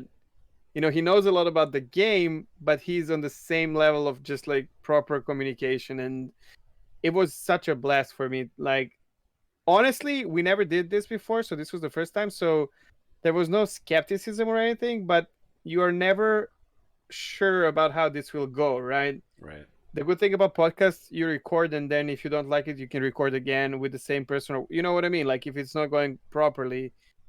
But actually, honestly, before we even started recording, it just clicked. Maso is, and I know he likes to go to other podcasts and streams, and I just want to say that what a great experience just recording with this guy. Just yeah, Yeah. we're getting him again. Like there's no Oh doubt yeah. about that. Yeah. We all agreed with that. Yeah. Yeah, it was amazing podcast. You guys will be able to hear it next Monday on the 16th. I think you'll really enjoy it. It's going to be part of its own series where we do the podcast with a special guest. But every other Monday is going to still be the regularly scheduled podcast Yeah. that we're going to be doing. With these guests and specials, it's not something that we'll have, you know, every fortnight, right? Yeah, right. Whenever it happens, it's kind of different. Maybe we'll have like few in a row or not, and then maybe few weeks we will not have, or like this is Hmm. more of a hit or miss. It's not only us, right? We have some people already kind of talking about it, but the thing is, I'm from Serbia, Orchid is from Arizona, and then our guest might be from Australia, or you never know. And that, I mean, already two people, like the time is, I'm not gonna say it, but Yeah. it can be troublesome, and yeah, um, but So yeah, it was great, man. yeah, and we have some ideas of some others that we want to bring on. We'll start reaching out to folks, trying to line that stuff up. Like Chek said, it's not going to be every other week, similar to what we do for this podcast, but we're going to try and get those podcasts created and get them out For sure. as we can. It was And like then, your hostess. It was refreshing. yeah, exactly. Yeah, it was fun. So look forward to that one. And I think with that, we can go into our next segment, which is going to be suggestions for CIG development, Star Citizen, whatever you want to call it. Chegg has an idea of one thing. I have an idea of another thing. So we're going to kind of go one at a time. So Chegg, if you want to start us off with your idea that you had. Yes. Wait, we did not talk about this during the podcast, right? This was before the podcast, correct? Right. We did recent. Okay, so so we are getting explosive cargo in game, and immediately I got like the light bulb like in a cartoon like turning on. Cause here's the thing, we did talk about this, no? Yeah, we did a little bit. Hmm. So the Idris, well, yeah, yeah. So immediately it was a thing for me. Like if the Idris story mission, you need like 7 retaliators and I don't know, like 10 gladius and whatever to just tackle this thing. What if you can just tackle it with like 3 caterpillars full of explosive cargo? They just like smash into it or self destruct or even park them and then this nuke that ship with your ship or whatever the way. So offensively kind of using um um explosive cargo, and if this is not already uh idea or implemented, please CIG make Yes. it a thing. We want the prettiest explosions. We like them. Now I can't Anyways, remember if we really we discussed did, this we did. during Yeah, being able to at the see beginning. like exploding. Okay, exploding people It's at okay though, PO. but that is a suggestion. I don't mind repeating it. It's okay. Yeah. No, I think it'd be. I think that should be something that you can be able to do because it's not an exploitation. It's you're risking your ship. And here's the thing I'm thinking of is the loadout of the Idris is going to be so massive that they're going to be able to take out ships. So I would imagine if all you did was go in there with 3 caterpillars, they'd be able to blow you up before you even reached it. You Oh would yes, still you would still need, need. Oh yeah, yeah, yeah, yeah, yeah, yeah, yeah. for sure. So it's not a means of exploiting More or like of anything like exploit that, of but as they did not. Um, that was not their idea could of how to tackle Hydras. That's it. could you Like not in a imagine bad way. could you imagine though your plan is let's take in these 3 caterpillars, you go with them in there, and next thing you know the Idris blows up one, and then you see the train reaction of the 2 other ones blowing up before they even reach there. Well, yeah, I mean, we that would be wish awesome. it would be great as well. Yeah, yeah, yeah. Yeah. So yeah, I'd love to see that. I really hope it is something that we start If to you see. think about it, for example, you can have Mustang. You can have 2 SU in Mustang. You can have 4 SU in Pisces. You can have of explosive shit. You can have Auroras can have it. Right. 300 series can have it. Like 315 has 12 cargo units of explosive for such a small ship, and it's pretty damn fast. Even 325, it's a racing ship that has 2 cargo units. Like, Yeah. if It's you gonna think be about it, it's gonna be that weight of how much damage per yeah. SCU that Maybe if does. you can destroy the shields with EMP or something, and then you just smash 3 small ships with I don't know. I mean, it opens up so much What? if Yeah. it's a possibility. Yeah. And I would imagine if you can take out, well, I would be disappointed a little bit if any of the ships right now could take out the Idris with an EMP that easily. But No, but but combined I EMP can do it. yeah, and I think if you're talking about something, let's say the Pisces, it's got like what 4 SCU.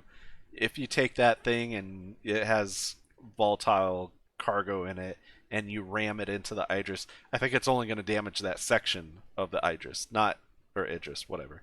And Speaking of which, and I mean, that's gonna yeah, be interesting as well. You can maybe destroy a turret or something. maybe we need to test this out with our Idris that we have from Don't CIG. stop it. Okay. Maybe we already did.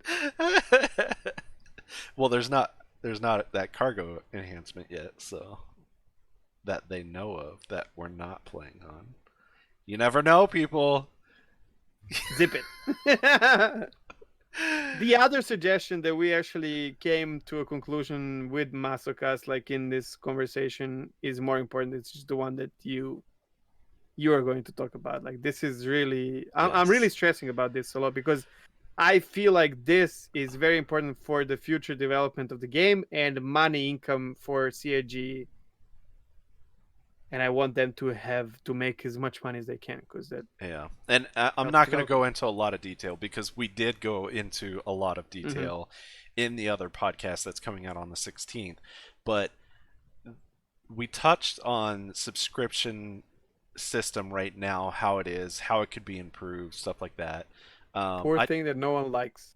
and I can't remember if we talked about this on our podcast before or if it was just in the stream or something like that.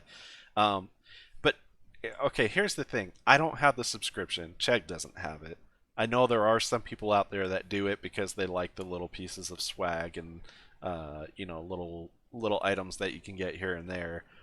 But I really think they're missing out on an opportunity right now with subscriptions to be able to enhance it and make it better even in alpha stage. And my idea that we were talking about before in the other podcast is to create some type of almost savings account or point system with your subscription. So if you're subscribing for $10 or $20 or something like that, if they create some type of pledge store for subscribers where you get, let's say, $10 a month subscription equals 1,000 points to the store, that point system equates out to being able to purchase in-game items, not just ships, but you be able to purchase persistent armor, persistent weapons, loadouts, customizations if they get to that point, and even to the point where they're able to purchase ships, and then rewards on top of that for being a subscriber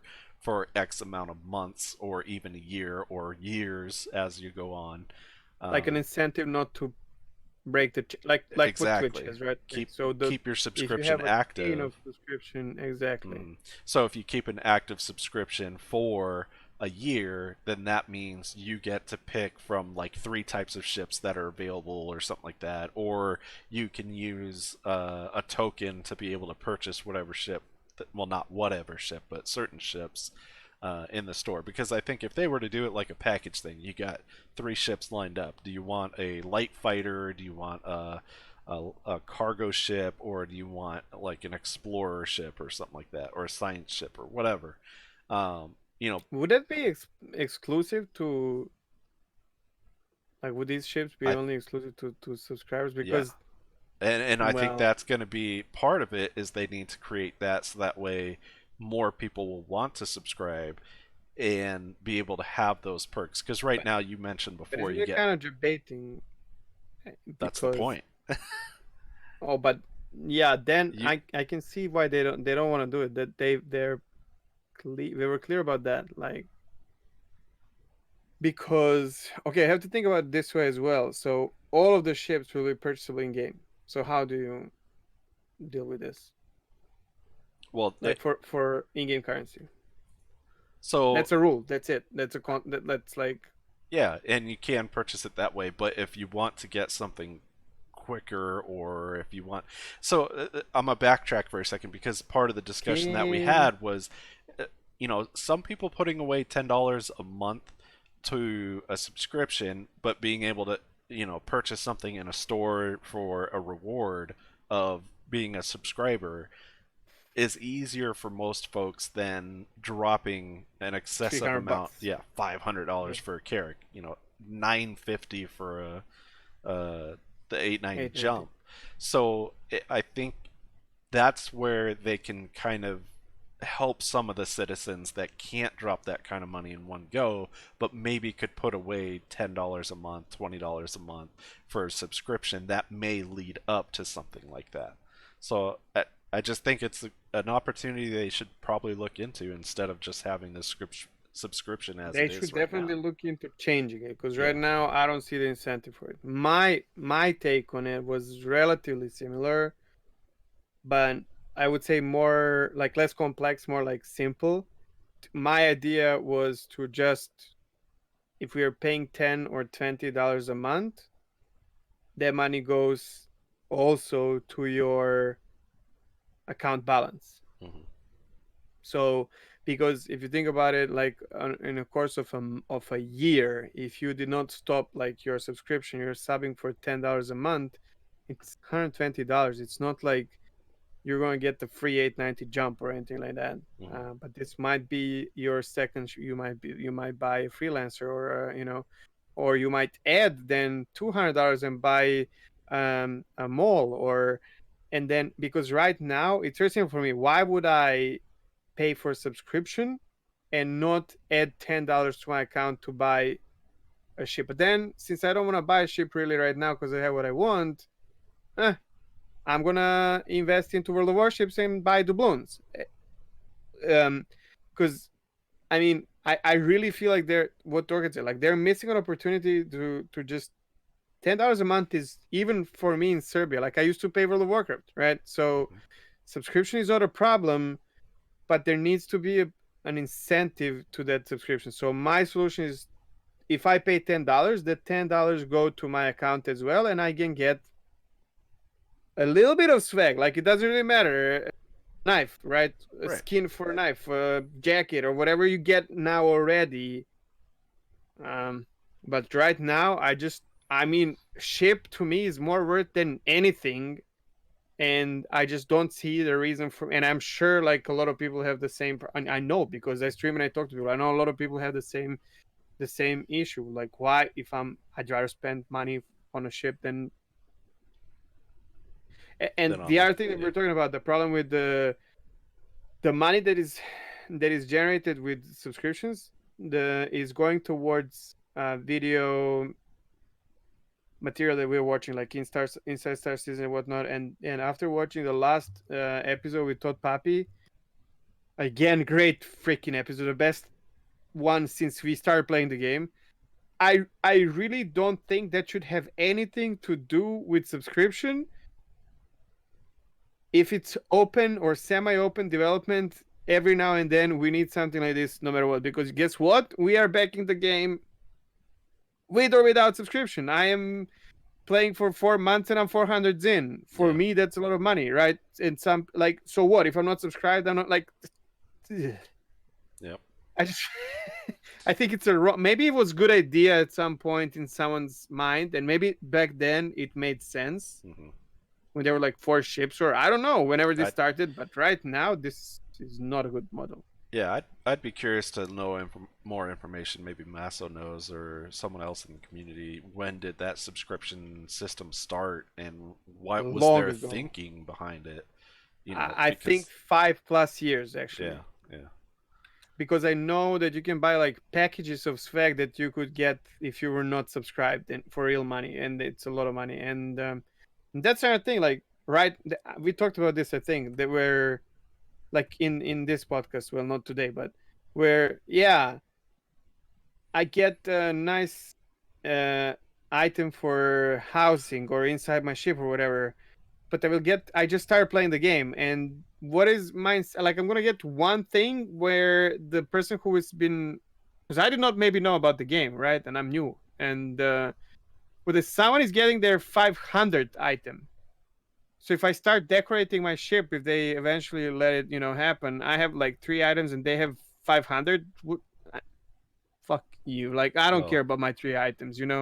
yeah, and I think it opens up more opportunity later down the line as well, as far as the swag and whatever little items and trinkets you get in game for that subscription. Like you said, eventually we're going to be able to do habitats. We're going to be able to put stuff into our ship that's going to be persistence. You Yeah, know, bubbleheads. yeah. Thank you. You can't see it on the podcast, but we're doing the bobblehead right now. Uh, so yeah, I think they have an opportunity now to revamp the subscription system, make it better, and I want to touch on one thing real quick too, because the reasoning behind this is because I kind of joked about this before, but really, uh, my playing games and spending money on it is my entertainment. I consider it my entertainment budget for each month, and it's a lot easier for me to justify to my wife, "Hey, I'm gonna spend $20 a month on this game," but then know that later on I'm gonna get a ship, than telling my wife, "Hey, I want to spend $500 on a ship that is not something I can touch or do anything with." And for gamers, it's justifiable for us because we can enjoy that and have fun and be able to have a good experience with that item in game. But for other people around us that don't play games, couldn't understand why you would justifiably spend that much money on something like that. So it it kind of There's literally no downside to that. I just don't yeah, see it. yeah. It just seems like it's something that really should be explored, and I really hope that they look into it soon, sooner I than was later. I was told that you can still do this. You can add $10 on your account every month. It's just to prevent this. It's not the same. You Hmm. feel like you're doing something monthly, and you have this nice feeling as well that you're supporting the game on a monthly basis. You will still buy a ship or two at some point, right? It doesn't Hmm. matter. But if you bind yourself to spending this $10 a month, or 20, depending on the subscription, doesn't matter. And you also, and this is where the other incentive comes into play, where if you have a 12-month streak, well, then there's maybe what they have already, like 10% off of a ship or something, you're aiming for something if you don't break the chain or whatever. Hmm. They are losing so much money on this. Who wouldn't pay $10 if it's going straight to their account? Like, why not? Yeah. And then you have this steady income at CIG from all of the subscribers because you know Yeah. Well, Chris Roberts, if you're listening, we're more than happy to hmm, help you with the system and help you figure things out, you know? we're copywriting this idea right Yeah. now. Oh, yeah. It's Yeah. trademark I copyrighted, wonder if registered. he would be the one who. Well, I guess a lot of decisions are like finalized by him. Yeah. This is just out of curiosity. I wonder if someone else actually is responsible for something like this. But I would really like. I would take my money. Well, since all of CIG listens to this podcast as it is, one of them You has guys to should know. stop listening and start, working on new Babbage. Really, new new cabbage. We want new that cabbage. cabbage. Sorry. Yeah. Our carrots need to go into the cabbage. So, all right. I think that does it for us for this podcast, episode Yep. 5 already. I am pleased how things are going, and I think, You know what? I'm proud about the podcast. yeah, I'm gonna say it out loud. we've said it several times. We really enjoy making this podcast. I really hope that folks that are listening and get to this point in the podcast are enjoying it as well. We appreciate the feedback that we've been seeing on YouTube. Please leave us a like, a subscribe, and even a comment because we love being able to see what people are saying and interact with you after the fact and be able to find out more information. And, again, if you have suggestions on things you want to hear about, let us know. We have an email Absolutely. address as well, starcitizenship@gmail.com. I've got no letters in there yet, or emails, I mean. I would love to see one eventually. Oh, I take that back. We did get two. I'm sorry. I don't remember if I told you about that, but No, yeah, that's new. I'll tell you later. But yeah, we got someone emailed into us, and it We did was. get some feedback on Discord as well, like Hmm. DMs, and I just want to thank you guys. I'm not gonna go with names. If you want your name to be mentioned after you give a message like that, please just mention, like, just Yeah, tell us let us that know. that's okay. Because I don't want to just go out and like, but know that we read all this and it means a lot.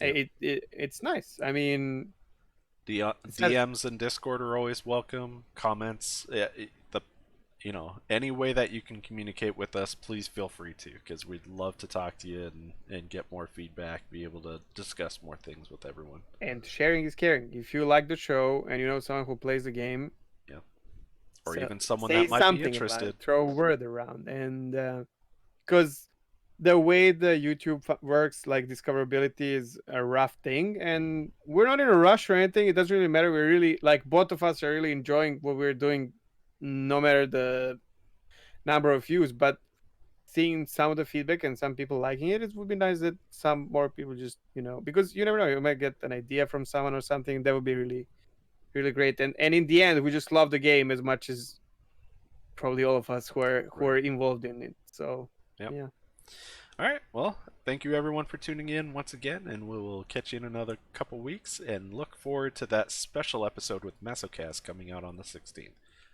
Bye thank bye. you. Bye bye.